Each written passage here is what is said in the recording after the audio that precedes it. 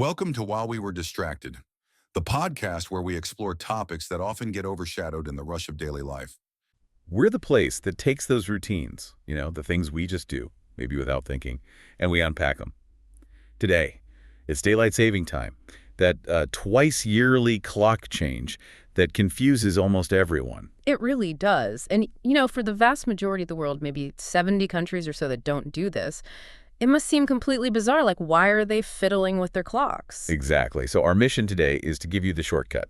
We'll cover why it started, which is a pretty wild story, what it actually costs or saves now, and maybe most importantly, the sort of international chaos it causes. Right. And maybe we should start with the most practical thing, especially for our listeners in the U.S. You need to know when this clock-changing business stops for the year. Yes. The good news part. Yeah. When do we get that hour back? Okay, so for the U.S., DST ends on Sunday, November 2nd. That's when you hit 2 a.m. local time, and poof, it becomes 1 a.m. again. You fall back, gain that hour of sleep. November 2nd. Got it.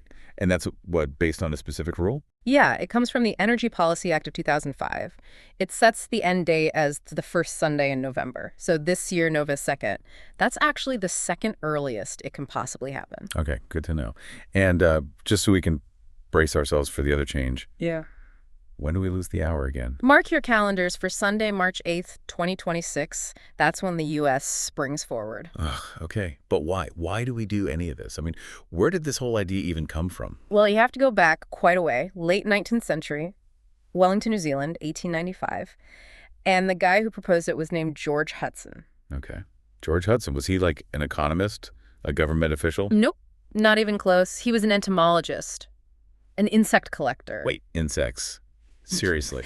Seriously. His motivation was entirely personal. He had a day job, and he was frustrated that it got dark too early after work for him to go out and, collect more bugs for his collection. He just wanted more daylight in the evening. So this global system that messes with sleep schedules and international meetings started because a guy wanted more time for his beetle hobby. That's kind of amazing. It is pretty wild, isn't it? And we should be clear, right? Changing the clock doesn't magically create more sunlight. Physics doesn't work that way. Oh, right, obviously. But what it does is shift our human schedule when work starts, when dinner happens relative to the sun. So effectively, the sun seems to rise and set later in the day during the summer months. It pushes that daylight into the evening. Okay, that makes sense conceptually. More evening light. But if Hudson proposed it in 1895...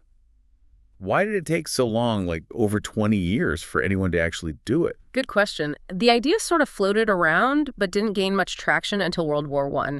And the first country to actually implement DST wasn't thinking about hobbies at all. It was Germany in 1916. Germany, 1960. Okay, so wartime. What was their reasoning? Purely about resources for the war effort. They figured if they shifted the clocks forward, people would need less artificial lighting in the evenings, which would save coal, and that coal could be used for the war machine. Wow. So the whole energy-saving argument, the one we still hear today sometimes, that was actually born out of wartime necessity, not the original leisure time idea. Exactly. The justification completely flipped. And that energy argument became the main political reason it spread, especially later in the 20th century. And you mentioned geography plays a role, too. Oh, definitely. It's a pretty simple rule, actually. The further away you are from the equator, the more your daylight hours change between summer and winter. So those places are much more likely to use DST to try and, manage that swing. Which explains why places near the equator don't bother, like Hawaii, right? The day length is pretty much the same all year round. Precisely. Shifting the clock wouldn't really achieve much there. So Hawaii is one of the 2 U.S. states that just says, nope, not doing it. And the other one, Arizona. Yes, Arizona. And that brings us right into the modern debate because their reason is tied directly to the energy question, but in the opposite way you might think. Okay, how so? Does DST cost energy in Arizona? Well, think about it. What's the biggest energy hog in a modern home, especially in a hot climate? Air conditioning, definitely. That magic box of cool, as you called it in the outline. Exactly. Running your AC is incredibly energy intensive, way more than, say, old light bulbs. So if DST means more daylight hours in the evening when it's still scorching hot... people run their AC longer and harder. Got it. Right. Imagine Phoenix in the summer. Average high is like 107 degrees Fahrenheit. Telling people there, hey, we're shifting the clock so you get more evening sun, is basically saying, hey, get ready for higher electricity bills. So for Arizona, ignoring DST is actually about saving money and energy. or at least avoiding higher costs. Yeah. That intense heat is why they opt out. That's the main reason. And, beyond AC, the whole lighting argument is getting weaker anyway, isn't it? Yeah, with technology. Those old energy-guzzling tungsten bulbs are mostly gone.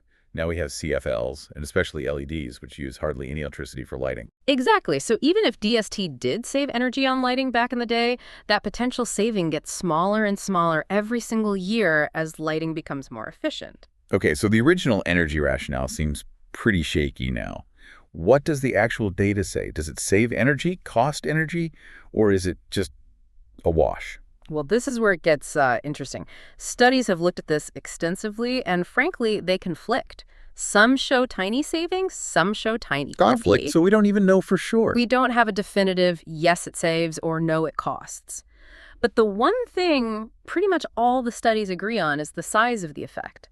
It's incredibly small. How small are we talking? Like 1% or less, whether it's a saving or a cost, it's consistently in that very narrow range. Maybe 0.5%, maybe 1%. Tiny. 1%. Okay, let's put that into perspective.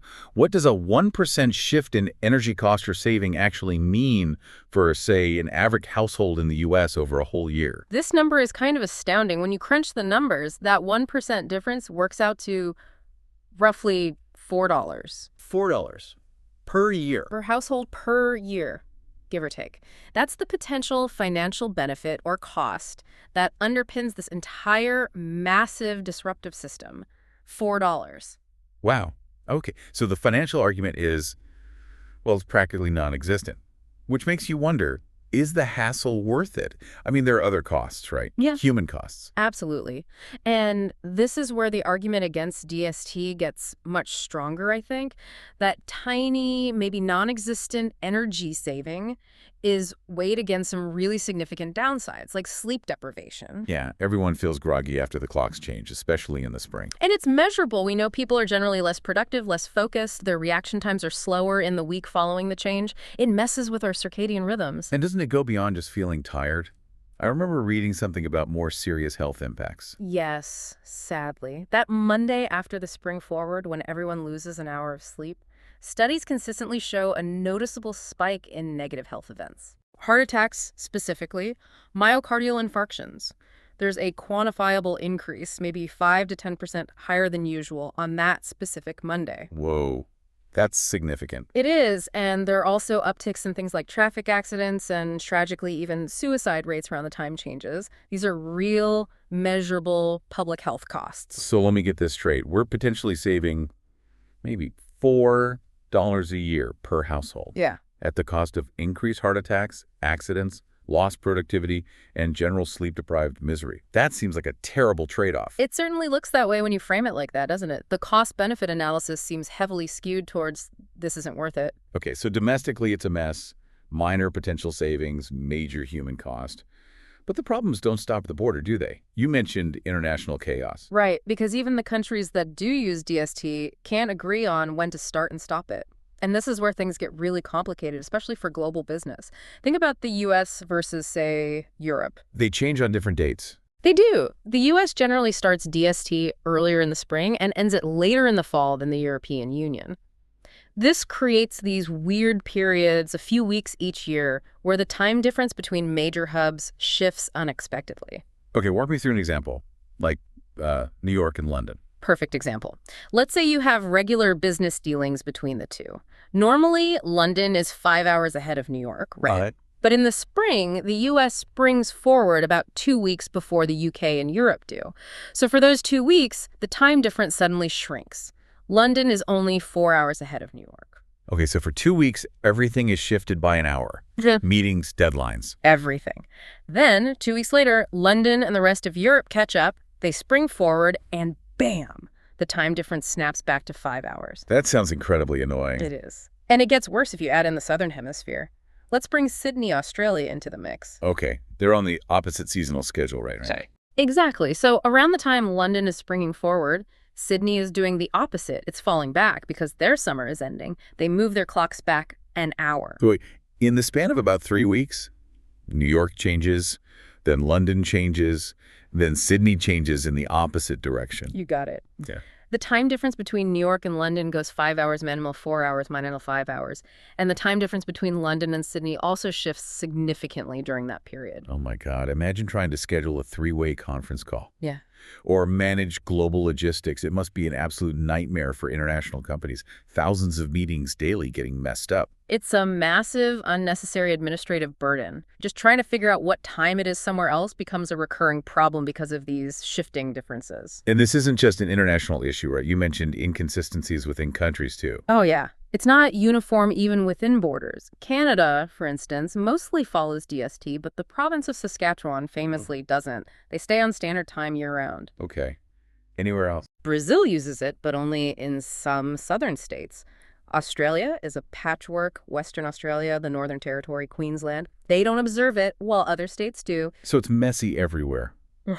But the U.S. has its own special brand of internal confusion, right? Yeah. Beyond just Hawaii and Arizona? Yes, Arizona. It's the gift that keeps on giving when it comes to time zone weirdness. Okay, hit me with it. So we know the state of Arizona itself does not observe DST, stays on Mountain Standard Time all year. Simple enough, right? So far, so good. But inside Arizona is the Navajo Nation, and the Navajo Nation does observe DST. They follow the clock changes. Okay, so a region within the state is on a different time schedule for half the year. A bit confusing, but manageable. But wait. Inside the Navajo Nation is the Hopi Reservation. And the Hopi Reservation, like the state of Arizona surrounding the Navajo Nation, does not observe DST. Wait, what? So Arizona time, Navajo time, Hopi time, back to Arizona time. You're following the layers. But there's more. Inside that Hopi Reservation is another separate part of the Navajo Nation, which, of course, Does observe DST. right. And just for good measure, there's another part of the Hopi Reservation elsewhere within the main Navajo Nation territory that also doesn't follow DST.